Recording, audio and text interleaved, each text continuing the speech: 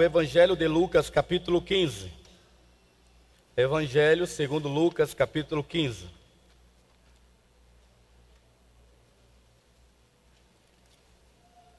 Lucas, capítulo 15. A partir do versículo 11. Mês de maio, geralmente todas as igrejas fizeram programações voltadas para a família. Nós, da Cibapa, lançamos a campanha Desafio de Amar para os casais. Tem sido uma bênção. Na minha casa funciona um núcleo, na casa da irmã Odaí funciona outro núcleo. São 10 casais em uma casa, 9 casais em outra casa. É um laboratório, nós queremos reproduzir este modelo, porque tem sido muito, mas muito bom a campanha Desafio de Amar. E durante esse mês, nós não fizemos uma outra atividade voltada especificamente para refletirmos sobre as nossas famílias. Tive a oportunidade de falar em 2 igrejas sobre esse tema, e eu quero desafiar você a desconstruir nesta noite a parábola do filho pródigo. A parábola do filho pródigo é contada de forma que o pai aqui, como personagem, representa Deus, e o filho pródigo representa o pecador perdido que volta e se arrepende.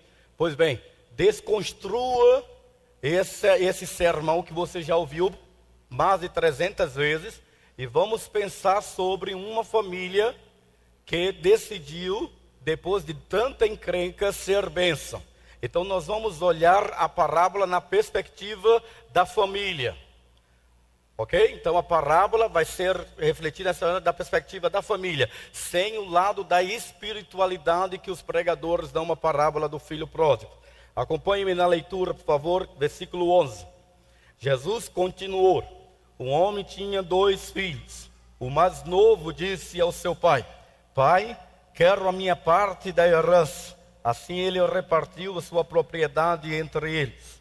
Não muito tempo depois, o filho mais novo reuniu tudo o que tinha e foi para uma região distante, e lá desperdiçou seus bens, vivendo irresponsavelmente.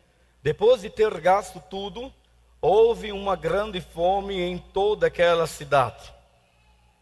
Por isso, foi empregar-se com um dos cidadãos daquela região, que o mandou para o seu campo a fim de cuidar de porcos. Ele desejava encher o estômago com as vagens de alfarrobeira que os porcos comiam, mas ninguém lhe dava nada. Caindo em si, ele disse: quantos empregados de meu pai têm comida de sobra, e eu aqui estou a morrer de fome. Eu me porei a caminho e voltarei para meu pai, e lhe direi: Pai, pequei contra o céu e contra ti, e já não sou mais digno de ser chamado teu filho. Trata-me como um dos teus empregados. A seguir levantou-se e foi para seu pai. Estava ainda longe, seu pai o viu, e cheio de compaixão correu para seu filho, e o abraçou e beijou. O filho lhe disse: Pai, pequei contra o céu e contra ti, e já não sou mais digno de ser chamado teu filho. Mas o pai disse aos seus servos: depressa, traga a melhor roupa e vistam nele. Coloque um anel em seu dedo e calçados em seus pés. Traga um novilho gordo e mate-no. Vamos fazer uma festa e alegrar-nos. Por este meu filho estava morto e voltou à vida, estava perdido e foi achado. E começaram então a festejar pelo regresso daquele filho. Enquanto isso, o filho mais velho estava no campo. Quando se aproximou da casa, ouviu a música e a dança. Então chamou um dos servos e perguntou-lhe o que estava a acontecer. Ele lhe respondeu: seu irmão voltou e seu pai matou o novilho gordo, porque o recebeu de volta são e salvo. O filho mais velho encheu-se de ira e não quis entrar. Então seu pai saiu e insistiu com ele. Mas ele respondeu ao seu pai: Olha, todos esses anos tenho trabalhado como um escravo ao teu serviço e nunca desobedeci as tuas ordens. Mas tu nunca me deste nenhum cabrito para eu festejar com os meus amigos. Mas quando volta para casa esse teu filho que esbanjou os teus bens com as prostitutas, matas o novilho gordo para ele. Disse o pai: meu filho, você está sempre comigo, e tudo o que tenho é seu. Mas nós tínhamos que celebrar a volta deste seu filho e alegrar-nos, porque ele estava morto e voltou à vida, estava perdido e foi achado. Amém? Muito bem. Esse é o retrato de uma família que se deu mal por causa dos papéis que não foram cumpridos dentro da ótica divina. Deus nos criou a imagem e semelhança, criou o homem para que esse homem fosse pleno e feliz. E todas as vezes que eu vou pregar sobre família, eu fico pensando do que o homem gostaria e ele precisaria no ato da criação divina. E é engraçado porque por mais que as pessoas tendem a ter problemas nos seus casamentos, ninguém quer ficar sozinho. Quando vai passar os anos, as pessoas se preocupam. Se ele não se preocupa porque não casou até chegar aos 30 anos, a sociedade se preocupa por ele. E começa a fazer uma pressão muito grande. Olha, o ano está passando, você não vai casar, você está ficando encalhada. Você não tem escrito na Bíblia, vinde a mim, vós que estáis cansados e oprimidos. Pegue algum cansado na vida. Geralmente, a verdade é que ninguém quer. O apóstolo Paulo, nas epístolas, ele faz uma menção clara. Ele diz para as pessoas ficarem sozinhas. Fique só. Você não vai ter problema nenhum, mas ninguém quer. Se eu fizer uma pergunta aqui, nessa noite, os solteiros. Quantos dos solteiros querem o dom do celibato? Levante a mão, quero ficar sozinho para sempre. Está vendo? Até a mulher de 47 solteirona aqui ainda tem esperança de casar. Ninguém quer ficar só. Na verdade, todo mundo quer um companheiro no desespero. Todo mundo quer, ninguém quer ficar mais. Para justificativa, a verdade, a pessoa entende que também Deus percebeu essa solidão. Deus percebeu esta carência no coração do homem. E quando você vai ver a história da criação da família, você vai descobrir que Deus percebeu essa solidão no coração de Adão. E aí Deus deu um sono profundo. E Adão, então, recebeu a escultura mais bela que ele já tinha visto na vida. Ele recebeu a mulher e ele ficou tão feliz que ele disse: olha, esse é osso dos meus ossos, carne da minha carne, e eu vou chamá-la de varoa, porquanto do varão foi tomada. Ela vai se chamar Eva, a mãe de todos os viventes. Ele ficou muito feliz. Mas no decorrer da caminhada, os problemas vieram, e não sei por quantas d'água, ele foi sozinho trabalhar e deixou Eva ver navios. E Eva errou. Mas quando Deus procurou saber a crise daquele casamento, aquele homem que fez um poema fantástico, disse: não, senhor. Se eu errei, você, Deus, é culpado. Eu lhe pedi a mulher. Eu lhe pedi. Então, a mulher que tu me destes me fez errar. E aí começou umas sucessivas acusações. Mas não é isso que eu quero falar. Quero falar de uma família encrencada. Que Deus tinha um plano para ser bênção. Que Deus tem um plano para ser bênção na sua família. Mas você precisa entender nesse contexto da família, da parábola do filho pródigo. Primeiro, por mais que a parábola tenha omitido, aqui tem uma figura que está ausente. Essa família está encrencada, essa família está sem bênção, sem alegria, porque falta um personagem nessa história da família. Em nenhum momento é citado a presença da mulher, a mãe. Aqueles filhos não tinham nascido da pata choca, tinha uma mãe. Ah, pastor, mas as mulheres não eram contadas na cultura judaica. Não. A mesma Bíblia, que é machista, que é judaizante, ela cita inúmeras mulheres. Ela cita Eunice, cita Evódia, cita Lloyd, cita Áquila, cita Priscila, cita Débora. Mas nessa parábola, a mulher está ausente, a mãe está ausente nesse contexto da família. Ela se omitiu de participar do processo da educação. Eu não estou pensando na perspectiva da parábola conforme os pregadores, mas no contexto familiar, esta mulher se anulou. Eu não sei se o marido dela era ditador demais, ou se ele era soberano demais, mas a verdade é que esta mulher está ausente. Na parábola ela não aparece. E quando a mulher não toma a postura de edificar a sua casa, quando ela não entende que ela é a coroa do seu marido, quando a mulher não entende que ela tem que fazer parte do processo educacional do seu lar, da sua família, ela então estará a amaldiçoar a sua casa.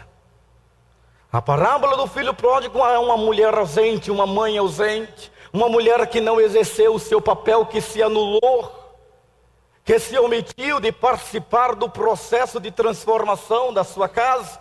Quando a Bíblia diz que a mulher sábia edifica a sua casa, faltou essa sabedoria aqui dentro.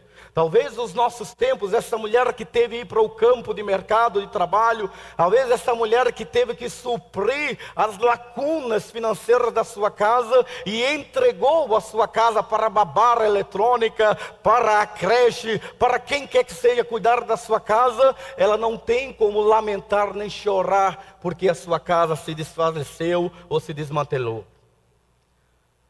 Mulher, eu preciso dizer uma coisa para você. Tanto em Efésios, quanto em Tito, quanto em 1 Pedro, a Bíblia diz que o papel da mulher, quando resolve casar, é fazer-se presente, é se fazer de tal forma, tão impactante dentro daquela casa, que ela possa olhar para dentro da sua casa e dizer: cumpri o meu papel de mãe e de mulher. Não importa se o seu marido tem maior formação do que você, não importa se ele tem um temperamento mais forte que você, os papéis da educação de dentro da sua casa competem a você, mulher. Quantas mulheres e quantas mães fracassam porque passam o dia todo com o seu filho, passa todo com a criança, está estressada, então ela prefere largar. Estou cansada. E desiste por causa do cansaço. Ou quantas outras mais tolas ainda, está tão cansada que ela resolve criar na figura do companheiro e do marido a pessoa forte da educação familiar, e em vez de disciplinar o seu filho ou a sua filha, ela fala: quando seu pai chegar eu vou contar, você vai ver com seu pai. É uma anta de mãe. Por que o pai tem que disciplinar? Por que ele tem que fazer a parte perversa? Porque você, mãe, tem o poder da educação. Você precisa ir à palavra de Deus, ler o livro de Provérbios e entender que todo instante de provérbio diz: filho, escuta as palavras da tua mãe e atenta para os conselhos do teu pai. Mas primeiro é a mãe. A mãe tem que ser aquela que edifica a sua casa, sempre. Não importa o quanto a cultura foi alterada, os princípios da palavra de Deus não são alterados. E é por isso que aquele filho errou, os dois filhos erraram, porque a mãe se ausentou. Porque a mãe delegou a educação dos seus filhos a outro. Porque ele não pôde contar com ele. Todas as vezes que a mãe erra, os filhos padecem. Mãe tem um poder mitológico sobre a vida do seu filho. Então pense bem, mãe, o que eu quero dizer uma coisa para você. Ou você é boa mãe, ou você é uma má mãe. Não existe mais ou menos de mãe. E a mãe é aquela que se faz presente como conselheira, colaboradora, companheira, mas sobretudo aquela que estabelece os pilares da sua casa. Aquela mãe estava ausente. Talvez porque a cultura era machista, talvez porque ela não poderia falar de maneira nenhuma, talvez porque ela não pudesse se expressar. Mas não tem mãe que não exerça uma influência positiva quando ela tem um coração quebrantado na presença do Senhor. Você, mulher, será uma fracassada como mulher, como esposa, como mãe, como dona do lar. Ninguém está interessado em saber se você, mulher, é uma profissional bem-sucedida, que adianta você ganhar o mundo inteiro e perder a sua casa. Que adianta você colaborar para que tenha uma qualidade financeira consistente dentro da sua casa e os seus filhos se arrediz a você, porque você nunca teve tempo para eles. Pastor, o senhor fala nisso porque não sabe a nossa realidade financeira. Não, eu não sei sua realidade financeira, mas eu sei que o papel priori da sua vida é o papel de Amélia. de Amélia. Só tem um papel para você, só tem um jeito de você fugir do papel de Amélia, mulher. Vista uma calça comprida, coloque uma gravata, uma camisa de mão comprida, coloque um boné na cabeça, vá trabalhar, ganhe muito dinheiro e esqueça de casamento. Para ninguém ter que mandar em você. Pastor, mas eu não sei viver sem sexo. Compre um boneco. Compre um boneco. Porque você é muito burra. Quando Deus lhe dar a oportunidade de ficar sozinha e você aceita casar.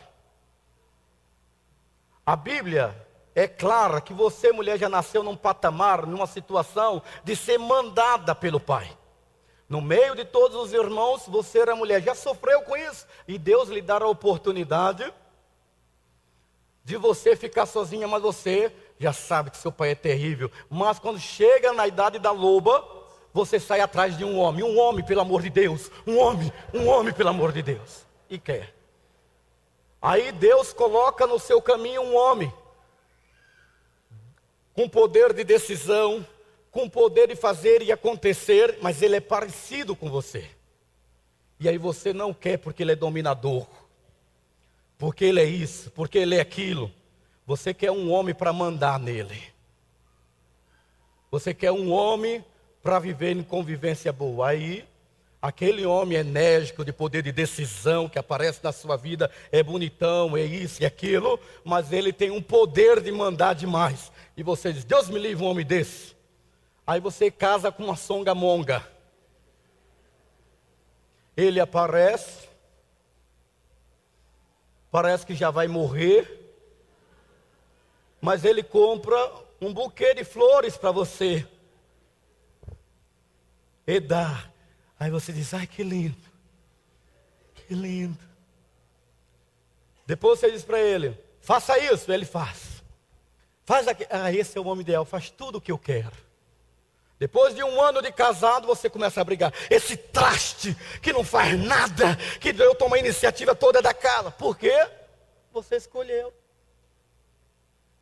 Não é Deus que lhe dá o seu marido, foi você que escolheu. Então agora, comeu a carne e rua aos ossos desse seu marido. Deus deu a oportunidade de você escolher. O único momento, lapso de burrice que Deus fez foi quando Ele pegou e deu a Eva. Ele fez Eva e deu para Adão. E aí, na hora da briga, o que foi quem levou a culpa foi Deus. A mulher que tu me desse. Então Deus disse, pois de hoje em diante eu não vou dar mais ninguém para ninguém. Escolha você. E eu vou abençoar o que você escolher. Então, mulher, você era que escolhe. Não, pastor, Deus me revelou o meu marido. Mentira! Deve ser mentirosa. Você está com medo de ficar encalhada. Quer experimentar o bem bom. E fica a dizer que Deus projetou um sonho na cabeça. E viu até esse cara feio, você achou que ele era muito bonito. Então não é verdade. Você escolhe, mulher, quando vocês solteiras escolham um homem segundo o coração de Deus. Aquela mulher estava ausente. E uma mulher ausente dentro do casamento é o fiasco de uma família, é uma família encrencada. Segundo o personagem da parábola do filho pródigo, é um pai permissivo demais. É um pai que quer se projetar como um pai bom, em detrimento de uma mãe que coloca regras ou não coloca regras dentro de uma casa. Aquele pai sabia e conhecia a lei, conhecia a Torá, conhecia os preceitos de Deus. Ele sabia que o seu filho não poderia de maneira nenhuma lhe pedir parte da herança, porque um filho que pedisse parte da herança enquanto o pai estava vivo, era desonra. E ele sabia a lei dizia, honra teu pai e tua mãe, para que te prolongues os dias sobre a face da terra. Mas o filho mais novo, sabendo manipular o pai, e com a ausência da mãe, ele diz, pai, me dá a parte da herança. O pai não poderia ter feito isso, mas ele foi permissivo. Ele passou por cima dos princípios. E muitos pais fazem isso. Eles sabem o que é certo e o que é errado, mas para bancar ou para se projetar como um pai bom, ele burla todas as leis. Ele sabe que o filho não pode pilotar uma moto sem habilitação, mas ele dá uma moto de presente. Ele sabe que o filho não tem habilitação para um carro, mas ele dá a si mesmo. Ele permite, faz o consenso. Ele acha que ser um bom pai é não dizer não para o filho. É um otário gospel. Porque você fazer isso é sentenciar o seu filho, é não pôr limites. E sabe o que é não pôr limites? É você não estabelecer os parâmetros e os princípios. Porque às vezes você pensa que você não vai perder o seu filho, aí é que você perde, quando você dá tudo sem limite, sem responsabilidade. Sabe, eu sou de uma época, que não é muito tempo atrás, e que os filhos tinham limites desde quando eram bebês.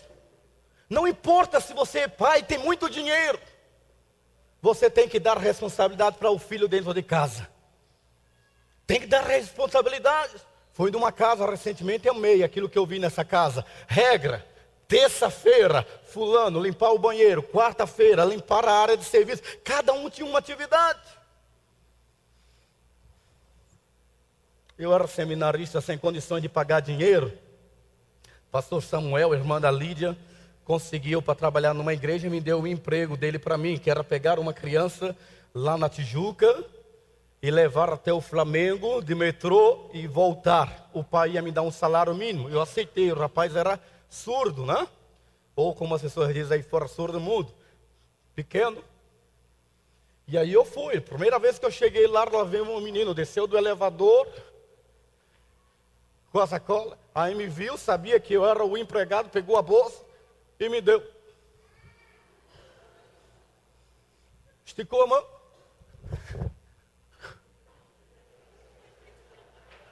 Eu não sabia falar Libra. Eu olhei para ele e falei assim: tá doido você?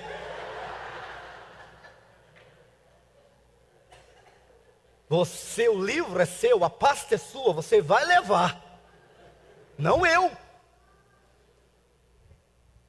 Não importa a condição financeira que você tem, se você dá tudo de mão beijada para os seus filhos, você está a empurrar o seu filho para sofrer e padecer e ser disciplinado pela sociedade e fazer o que você não fez. O que você não fez dentro de casa, a sociedade vai fazer. Aquele pai pegou a herança e deu. Ele achou que estava fazendo uma boa coisa. Passou algum tempo, diz o texto sagrado, que quando passou algum tempo, ele pensou assim: eu vou embora daqui. E ele foi embora. Saiu de casa, levou a herança. A cultura dizia que ele não podia fazer isso de maneira nenhuma, porque se ele fosse e quebrasse a cara, se ele voltasse, a sociedade tinha permissão para apedrejá-lo até a morte, porque é vergonha para os filhos desonrar os pais. E o pai sabia disso. Que tristeza. Aquele pai fracassou, porque ele era licencioso demais, permissivo demais. Ele não pensava naquilo que ele ofertava para os seus filhos. Ele criou uma rivalria entre os irmãos. Porque por mais que nós pais digamos que não fazemos preferência entre os seus filhos, é mentira. Só quem não faz preferência entre os filhos é aquele que é pai e mãe de filho único. Porque ele não tem como optar. A preferência, ela não acontece por acaso, ela acontece por ser aquele que dá mais afinidade ou por aquele que dá mais trabalho. Mas nós fizemos uma opção sim. E tem alguns pais, e aí vem a terceira figura, um irmão ciumento. Naquela família. Sabe por quê? Porque tem alguns pais que fazem isso na frente dos filhos. Meus filhos são uma benção. Fulano é que puxou para a família do pai, não presta.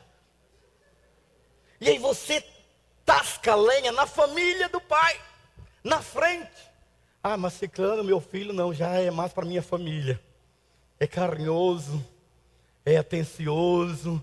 E o outro está lá olhando, né? Pois eu vou dar motivo para a senhora agora de achar que eu não presto mesmo. E é pronto.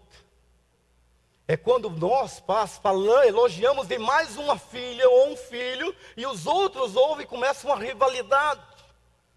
Porque não temos o discernimento de entender de que os filhos precisam ser elogiados, mas no mesmo patamar, na mesma esfera. Eles estão antenados. Tanto é quantos dos seus filhos dizem assim para você: pai, você não vai deixar não, pai? Mas se fosse o Pedro, o senhor deixava, mas porque sou eu.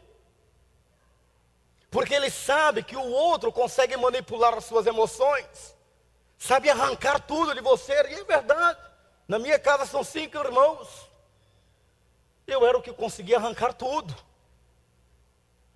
porque era sonso, não prestava, aprontava, mas dentro de casa eu era um santo. Lembro que um dia estávamos na mesa, e todos nós íamos sair, meu pai não queria que ninguém saísse, e ele diz: hoje ninguém sai nessa casa. E aí eu disse: bom, hoje o temperamento dele está forte, se eu peitar, eu vou levar. Fiquei calado. O imbecil do meu irmão dizia assim: por que eu não vou sair? Pum, pum, volta para cá, cair. E eu vi meu pai dizer para minha mãe: eu queria era pegar o Valmir. Pegou o Valtécio. Sabe? A gente percebe as diferenças dentro da família. E a gente às vezes não é por maldade, mas isso acontece automaticamente. Aquele jovem era ciumento, imagina, ele tosseu, o irmão tosseu, que bom, o paparicado foi embora, que bom, vai, o bonzinho foi embora, e ele ficou em casa. Ele aproveitou a oportunidade da ausência do irmão mais novo, para agora se projetar, para receber o elogio do pai, para receber a atenção da mãe. Ele agora era a oportunidade dele ser. E quando o irmão volta, ele não se alegra, ele fica com raiva. Desgraçado, voltou. Por que ele tinha que voltar? Quando ele chega lá e diz o que é festa, ele fica com raiva. Raiva porque o irmão voltou, porque ele queria que o irmão se desse mal, para ele dizer: está vendo? Seu filho aprontou. Raiva do pai. E ele não quis participar da festa, ele não quis se alegrar com a vitória da família, porque ele não tinha sentimento de família. E tem coisa pior quando você não tem sentimento de família, quando você exclui seus irmãos, quando você põe defeito entre seus irmãos na educação que seu pai deu, que a sua mãe deu. Tem coisa pior do que você amaldiçoar a família que Deus usou para lhe trazer a este mundo. Tem coisa pior do que você querer apagar do histórico da sua família, da sua vida, a família, que por mais que você queira negá-la, faz parte do seu sangue, faz parte das suas emoções, faz parte dos seus sentimentos. Aquele filho enciumado, ele tinha motivos de sobra e colaborou para o fracasso daquela família. Mas a parte boa dessa história: se a mãe ausente empurrou o filho pródigo para o mundo, se o pai permissivo contribuiu para o filho pródigo ir para o mundo, se a falta de relacionamento fraterno com o seu irmão o empurrou para o mundo, eis uma decisão bacana agora. É que o pai sabe qual é o sentimento da cultura. O pai sabe que o filho vai quebrar a cara. O pai sabe que o mundo é cruel. O pai sabe que o filho vai voltar e vai pedir arrego para a família. Porque quando as coisas apertam na sua vida, você recorre à família que você esqueceu lá atrás. Quando as coisas doem, você recorre à família que você sabe que pode contar com você. Porque por mais que você seja uma praga encarnada no século 20, sua mãe vai continuar a lhe amar. Seu pai vai continuar a lhe amar sempre. E é interessante isso, porque aquele pai pega e toma uma postura, ele se arrepende, ele pensa assim: besteira que eu fiz, eu dei tudo que meu filho pediu, eu fiz todas as suas vontades, e eu achei que eu ia ser um bom pai fazer isto, eu errei, Senhor. Ele se senta e fica pensando dia e noite na possibilidade deste filho voltar. E quando ele vê de longe que o filho está vindo e ninguém o reconhece porque ele se tornou um trapo de gente, o sofrimento acabou com ele, ele reconhece o seu filho e ele corre em direção do seu filho, porque ele sabe que se ele abraçar, se ele confortar, beijar aquele filho, a sociedade não pode apedrejá-lo. E Deus faz isso conosco. Aquele pai se arrependeu. Aquele pai olhou para o filho, quando o filho disse: pai, pequei contra os céus e contra ti. Aquele pai disse: não, meu filho, não foi você que pecou contra mim, foi eu que pequei contra você, porque eu eduquei você sem os princípios da palavra de Deus. Não foi só você que pecou, meu filho, fomos nós que pecamos, porque tínhamos fé, tínhamos religião, mas não tínhamos Deus no centro da nossa casa. Você nunca viu nós, a sua família, aos pés de Jesus, lendo a Bíblia, orando. Nós nunca fizemos um culto juntos. Eu acreditei e por ter batizado você, ter apresentado você, por ser numa casa cristã, era o suficiente. Eu empurrei meu filho, mas que bom que você voltou. E ele recebe aquele filho e festeja. Ele se alegra. O segredo e o fracasso da nossa família está nas nossas mãos, nas suas mãos. Você filho, você pai, você marido, você esposa.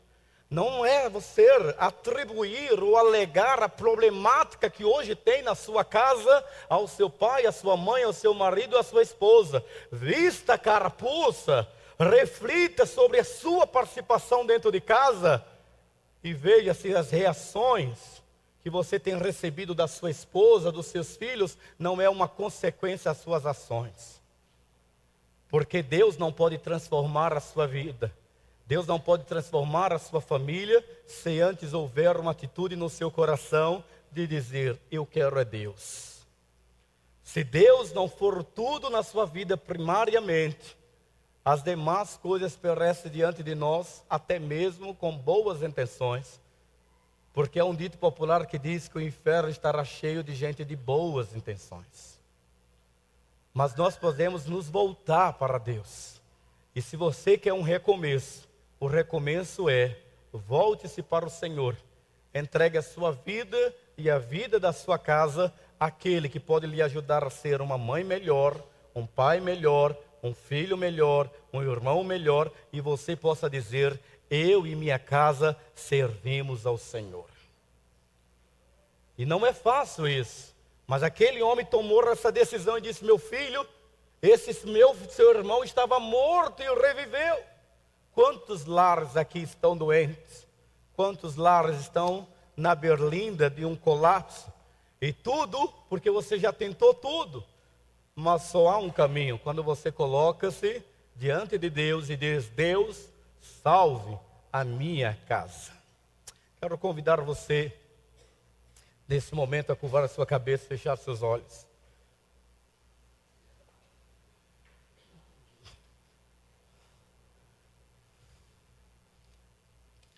Como vai a sua família? Como vai o seu lar? Como vai a sua esposa? Como vai o seu esposo? Como vai aquele pai, aquela mãe que talvez está distante e você não tem se comunicado com ela nem com ele?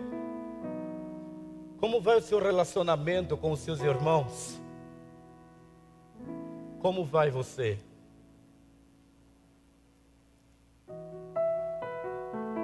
Eu não quero nessa noite lhe perguntar se você quer aceitar Jesus. Eu quero lhe perguntar se Deus está no controle da sua vida e da sua família. Se Ele faz parte das ceias que são realizadas na sua casa. Se você é ausente como mãe, como mulher, essa noite é o dia de você dizer: Deus, me ajude a ser presente. Se você é um pai permissivo, Hoje é a noite de você perguntar para Deus se o seu coração como pai é de um pai presente, que sabe a hora de dizer sim e a hora de dizer não. Só assim nós construiremos uma sociedade melhor, lares melhores. Mas para isso nós precisamos amar Deus acima de todas as coisas. E nessa noite eu quero lhe convidar a colocar a sua família, a sua casa na presença de Deus. Como filho, como marido, como esposo.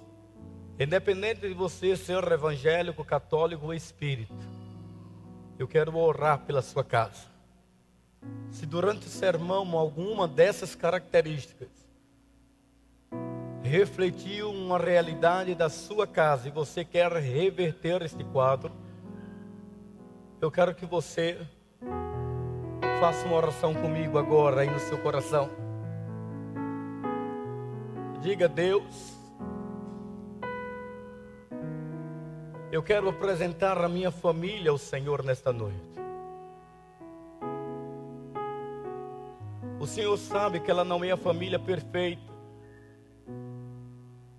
mas é a minha família. E eu quero, Senhor Deus, que o Senhor exerça a tua misericórdia e a tua graça na casa dos meus pais, de onde eu saí, no meu casamento, no meu relacionamento. Obrigado, Senhor, porque nesta noite eu me arrependo de um dia, com as minhas ações, ter amaldiçoado a minha casa.